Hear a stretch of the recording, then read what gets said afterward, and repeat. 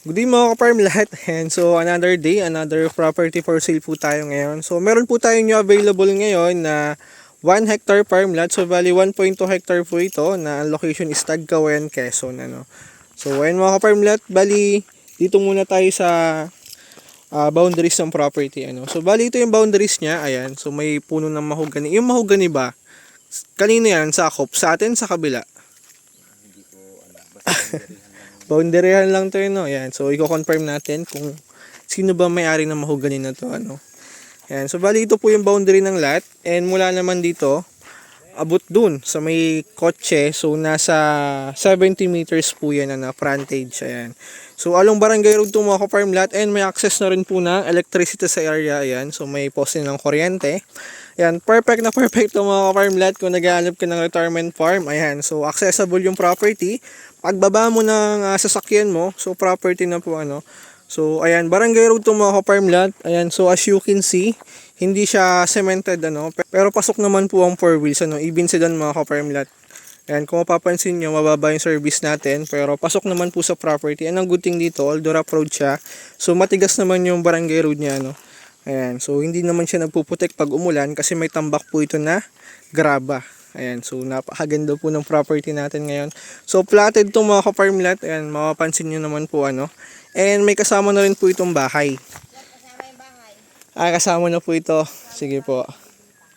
Okay, so dalahan na. Ayan, may kasama po itong bahay. And hindi na rin liblib yung area kasi may kapitbahay ka na. Napakaganda po ng ambience dito. Napakaliwalas mga ka-farm lot.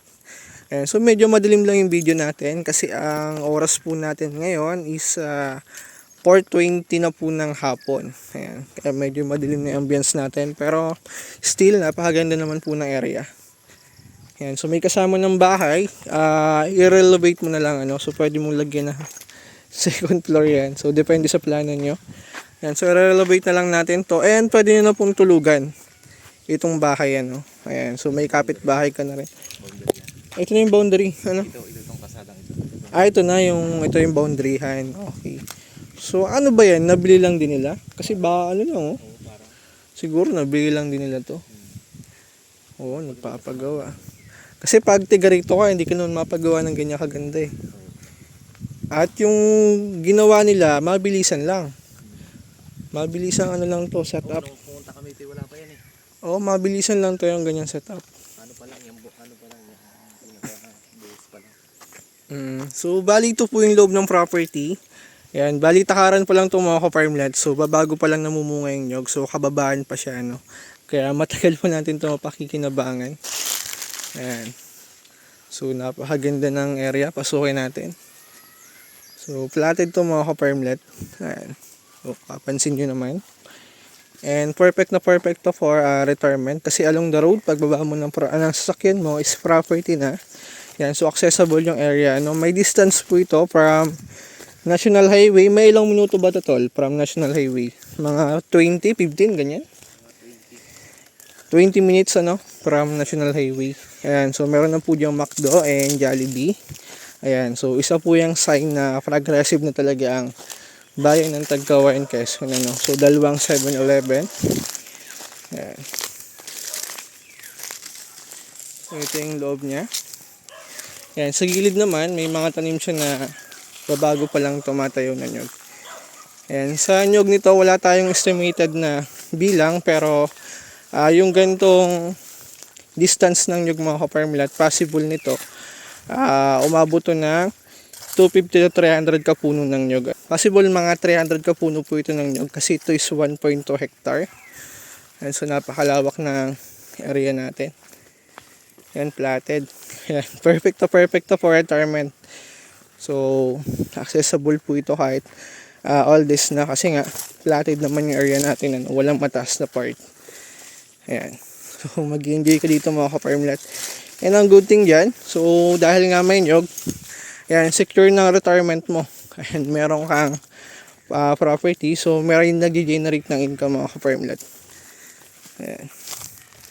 So, tamang-tama to for retirement kasi yung nyug natin is babago pa lang namumunga. So, takaran pa. Ayan. Aside sa puno ng nyug, ang tanim lang niya ito, kalamansi. Ayan, so may mga tanim po siya na kalamansi. So, yung mga boundaries na nyug mga ka-farmlet, pwede natin yung taniman ng grafted, ng lansones, kakao, rambutan. So, marami tayong pwede gawin sa property. And pwede rin tayo mag-alaga ng livestock, na baka, kambing, baboy, pwede rin, So, pwede rin chicken mga ka-farmlet. So, pwede dito sa area. Kasi platted po ito. Ayan. Abot saan nga ito tol? Ilog pa, di ba? Mahaba pa. Makarating ba natin yun? Isa, siguro. Sige nga tol. 1.2 ba nakalagay? Title? 1.2 hectare. Ayan. So ito po yung ito po yung karatig na lot na. Ang left side niya. So yung may mababa na puno ng nyog. So yun yung sakop ng property natin. Ayan. Maganda. Panalo din to mga ka-farmlet kung naghahanap ka ng farm. Ayan, for retirement. So, recommended ko rin to. Kasi accessible yung area natin. And may source po ng electricity. May kapitbahay ka na rin. So, sa waters, deep well po yung recommended ko mga ka-farmlet.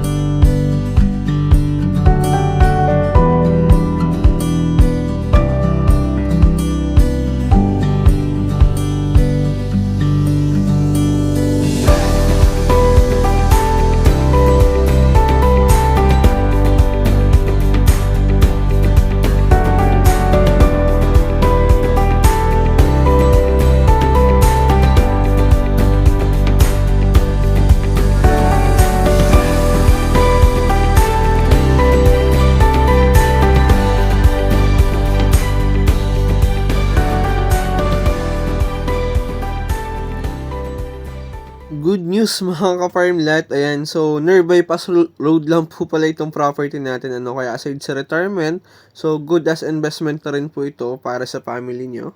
Ito na po yung bypass road mga ka-farmlet na near dun sa property. So almost siguro parang 100 meters lang to dun no?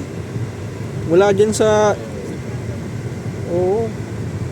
so almost 150 meters lang po ito more or less mula dun sa property na 1 hectare. So bypass road po ito na ko-connect from Quezon going to Labo, Camarines Norte. Ayan.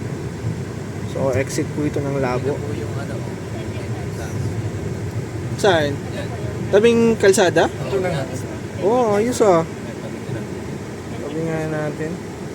Ayan. So may another for sale po dito na 10 hectare. Ayan, baka interested ka. For investment, tama-tama ito. Sige, tara, baba tayo. Napakalawak po ng road dito. So, not sure lang mga ka-farmlet kung 4 or 6 lane to, pero possible 4 lane yan mga ka-farmlet.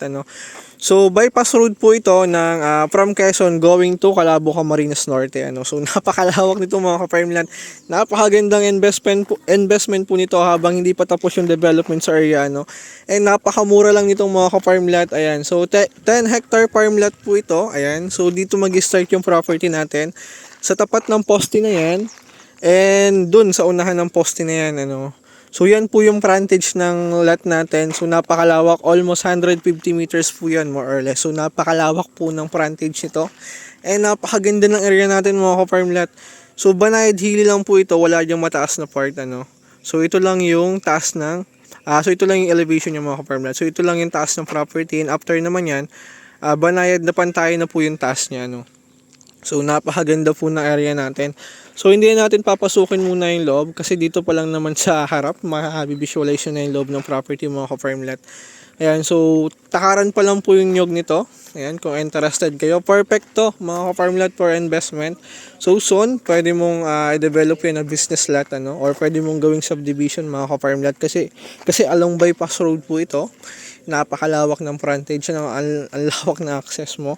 And aside yan, may barangay road po sa likod nito. Pero, hindi siya karating nitong lot. So, may isang lot na daraanan.